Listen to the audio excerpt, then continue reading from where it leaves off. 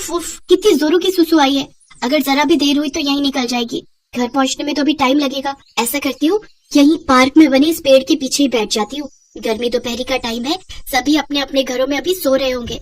शर्मिली जल्दी से पेड़ के पीछे जाकर सुसु करने बैठ जाती है और कहती है, आहा, सचमुच हल्का होने में जो सुख है वो दुनिया के सभी सुखों से परे है। इतना कहते ही शर्मिली की आंख खुल जाती है और वो देखती है कि उसका बिस्तर गीला हो चुका है। असल में वो एक सपना देख रही थी। वो उठती है तो देखती है कि बिस्तर पर ही उसकी सुसु निकल गई है। हे राम, इसीलिए बिस्तर पर सुसु करने में इतना मजा आ रहा था। लेकिन अब क्या करूं? अगर कहीं वो उठ गए तो मेरे बारे में क्या सोचेंगे? ऐसा करती हूँ, चुपचाप सो जाती हूँ। गर्मी बहुत है, सुबह होने तक सूख जाएगा। ये सोचकर शर्मिली वहीं पर सो गई। सुबह रौनक की जब आंख खुलती है तब तक बिस्तर सूख गया था, लेकिन सुसु की बदबू अभी भी आ रही थी। ये सुसु जैसी गंदी बदबू हमारे रूम से कैसे आ रही है? नहीं मालूम जी, हो सकता है कि ये इस गबरू का काम हो। गबरू रौनक का पालतू कुत्ता है। रौनक उसे बहुत प्यार करता था, तो वही शर्मिली को वो फूटी आंख नहीं पाता था।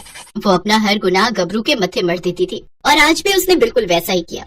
रौनक ने गबरू को गुस्से में बहुत डांटा।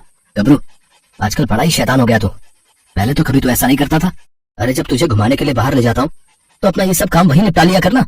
रौनक गबरू को डांट कर नहाने चला जाता है, लेकिन उस बेचारे को ये समझ नहीं आता कि आखिर उसे ये किस बात की सजा मिल रही थी। उधर शर्मिली खुद से कहती है, बचपन से ही मुझे ये बीमारी है, नींद में ही सुसु पोटी कर देती हूँ। ना जाने कब मेरी ये गंदी आदत सुधरेगी। शर्मिली बचपन से ही ऐसा करती आई है। वो जब 6 साल की थी तब से ही वो नींद में ही सुसु पोटी करती आई है। ओहो, कितनी जोर की सुसु आ रही है। आधी रात हो रही है। कौन बाहर जाए, और नींद भी बहुत जोरों की आ रही है। अब कौन इस प्यारी सी नींद को छोड़कर सुसु करने उठे। एक काम करती हूँ, बिस्तर पर ही सुसु कर देती हूँ। वैसे भी अभी मैं छोटी हूँ ना, तो माँ भी मुझे कुछ नहीं कहेगी। ऐसा सोचकर शर्मिली वहीं पर सुसु कर देती है और इसी तरह ये उसकी आदत बन गई। उसकी माँ अक्सर उसे इस आदत के लिए डांटती थी। बेटा, बिस्तर पर ये सब करना अच्छी बात नहीं है। अभी तो तू छोटी है, मैं तुझे डायपर पहना दूंगी, लेकिन जब तू बड़ी हो जाएगी तब क्या करेगी? माँ, तब भी मैं डायपर ही पहन लूंगी। लगभग 7 साल की उम्र तक शर्मिली ने डायपर पहना। उसके बाद भले ही उसकी माँ ने उसे डायपर पहनाना बंद कर दिया, लेकिन उसकी बिस्तर पर सुसु पॉटी करने की आदत बड़े होने तक नहीं गई। यहाँ तक कि शादी के बाद भी वो सुसु और पॉटी अपने बिस्तर पर ही कर देती है। दरअसल वो आदत से मजबूर है। अभी तो 2 महीने ही हुए हैं शादी को। मुझे जल्दी कुछ करना होगा, नहीं तो मेरे पति को मेरी इस आदत के बारे में पता चल जाएगा। एक दिन शर्मिली दिन में खाना खाकर सो गई और उसे बहुत तेज पॉटी आई। उसे फिर से सपने में लगा कि वो टॉयलेट में है और वो फिर से बिस्तर पर ही पॉटी कर देती है। तभी उसकी नींद खुलती है। ओहो, जिस बात का डर था फिर से वही हुआ। तभी उसकी सास शांति कमरे में आती है। बहू, ये कैसी गंदी बदबू आ रही है? ये बिस्तर पर क्या लगा हुआ है? हे भगवान, बिस्तर पर पॉटी, छी छी छी छी। माँ जी, वो गबरू यहाँ आया था ना, ये पक्का उसका ही काम होगा। बिल्कुल सही कहा तूने। मैं तो रौनक को समझाते समझाते थक गई थी कि उसको घर मत ला, लेकिन उसने मेरी एक न सुनी। अब भुगतो। आप परेशान मत होइए माँ जी, मैं इसे साफ कर दूंगी। शर्मिली ने फिर से सारा इल्जाम गबरू के सिर पर डाल दिया। फिर गबरू जैसे ही उसके कमरे में आया, वो डंडा लेकर उसको मारने लगी। बेचारा गबरू दुम उठाकर वहाँ से भाग खड़ा हुआ, लेकिन वो समझ ही नहीं पाया कि आखिर उसके साथ ऐसा क्यों हो रहा है। उधर शर्मिली ने चादर धोकर सूखने डाल दी और नई चादर अपने बेड पर बिछा दी, लेकिन उसे अभी भी इस समस्या का हल नहीं मिल रहा था। तभी उसे अपने बचपन की वो बात याद आती है। माँ, मैं बड़े होकर भी डायपर ही पहनूंगी। अरे, ये आइडिया मुझे पहले क्यों नहीं आया? अभी बाजार जाकर अपने लिए डायपर खरीद कर लाती हूँ। आज रात तो मैं पक्का डायपर पहनकर सोऊंगी। शर्मिली बाजार से डायपर खरीद कर ले आई और रात को उसे पहनकर निश्चिंत होकर सो गई। अगले दिन सुबह जब रौनक ऑफिस जाने के लिए तैयार होने लगा तो उसने अपने कपड़े लेने के लिए अलमारी खोली, तो वहाँ पर रखा डायपर का पैक उसने देख लिया। वो शर्मिली से पूछता है, डायपर? अरे शर्मिली, ये एडल्ट डायपर किसका है? जी, ये आपके गबरू के लिए है। आजकल घर में हर जगह गंदगी फैलाए रखता है, जहाँ मर्जी सुसु पॉटी कर देता है। वो अपने पति से ये सब बातें कर ही रही होती है कि तभी उसकी सास शांति वहाँ पर आ जाती है। हाँ, बिल्कुल सही कह रही है बहू। अरे कल तो इसने तुम्हारे बिस्तर पर ही पॉटी कर दी थी। गबरू, क्या ये सब सच है? आप इससे क्या पूछ रहे हो जी? ये कौन सा आपसे कुछ बोलकर आपको सारी बात बताएगा? भले ही ये कुछ बोल ना पाए, पर झूठ भी तो नहीं बोलेगा। इंसान थोड़े ना है ये। शर्मिली हर रोज डायपर पहनकर सोती और अगले दिन सुबह जाकर उसे घर के पीछे नाली में फेंक देती। लेकिन एक रोज जब वो डायपर फेंकने गई तो एकदम से आंधी चलने लगी और वो डायपर उड़ते हुए एक पड़ोसन के ऊपर जा गिरा। डायपर में पॉटी लगी हुई थी। पॉटी वाला डायपर देख तो उस पड़ोसन का दिमाग ही खराब हो गया। उस पड़ोसन का नाम ओमवती था। उसकी शर्मिली की सास से बिल्कुल भी नहीं बनती थी। और वो डायपर देख चिल्लाते हुए कहती है, इस शांति को तो मैं बताती हूँ, गंदा डायपर मेरे ऊपर फेंकते हुए इसे शर्म नहीं आती। ओमवती शांति से लड़ने के लिए उसके घर पहुंच जाती है। शांति, अरे ओ शांति।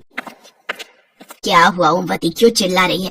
तुझे क्या लगा कि तू मेरे ऊपर पॉटी से भरा हुआ? अरे हम तेरे ऊपर डायपर क्यों फेंकेंगे, ये जरूर हमारे गबरू कुत्ते का काम है। हाँ हाँ, ये पक्का कुत्ते का काम है। मुझे बेवकूफ समझ रखा है क्या तुम दोनों ने? भला कोई कुत्ता किसी के ऊपर डायपर फेंक सकता है? मैं अभी पुलिस स्टेशन में तुम लोग के खिलाफ रिपोर्ट लिखवाऊंगी। इतना कहकर ओमवती वहाँ से सीधा पुलिस स्टेशन चली जाती है। कुछ देर बाद पुलिस उनके घर पहुंच जाती है। रौनक भी ऑफिस से घर पहुंच जाता है। पुलिस ने रौनक को खूब उल्टी सीधी बातें सुनाई। उधर शर्मिली ने अपना सारा दोष गबरू के ऊपर डाल दिया। ये सब सुनकर रौनक गुस्से में आ जाता है। गबरू, मैं तो तुझे बहुत सीधा समझता था, लेकिन ऐसी हरकतें करके तूने मोहल्ले में मेरी नाक कटवा कर रख दी। मैंने तो तुझे बहुत प्यार किया, लेकिन तूने ये सिला दिया मेरे प्यार का। अब मैं तुझे इस घर में एक पल भी और रहने नहीं दूंगा। चल निकल मेरे घर से। रौनक ने गबरू को अपने घर से निकाल दिया और बेचारा गबरू रोते हुए चुपचाप वहाँ से चला गया। हालांकि वो ज्यादा दूर नहीं गया। अरे रुको रुको, इन्हें क्यों फेंक रहे हो? इन्हें रहने दो, मेरा मतलब है किसी के काम आ जाएंगे। नहीं, आज इस डायपर की वजह से मेरे घर पर पुलिस आई है। मैं इसे अपने घर पर और नहीं रख सकता।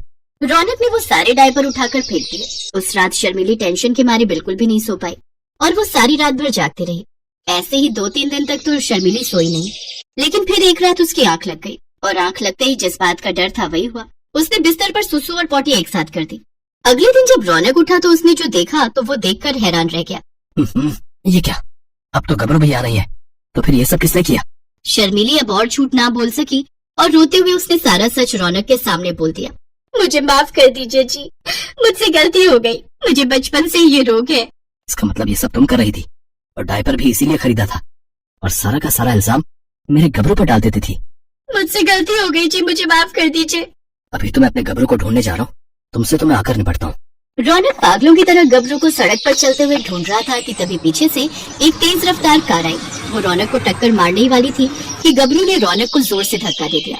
रौनक दूर जा गिरा। रौनक को बचाते हुए गबरू को हल्की चोटें आ गई। गबरू, मेरे गबरू, तुझे तो चोट आई है, मैं अभी तुझे हॉस्पिटल ले चलता हूँ। रौनक गबरू की मरहम पट्टी करवा कर उसे घर ले आता है।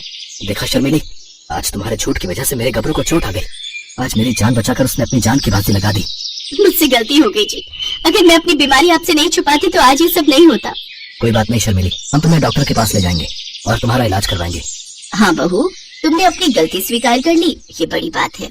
रौनक और शांति शर्मिली को अच्छे से डॉक्टर के पास ले जाकर उसका इलाज करवाते हैं। कुछ ही महीनों में शर्मिली को इस बीमारी से छुटकारा मिल जाता है। अब वो बहुत खुश थी। अब वो गबरू को भी बहुत प्यार करती थी। अब वो खुशी खुशी अपने परिवार के साथ रहने लगी।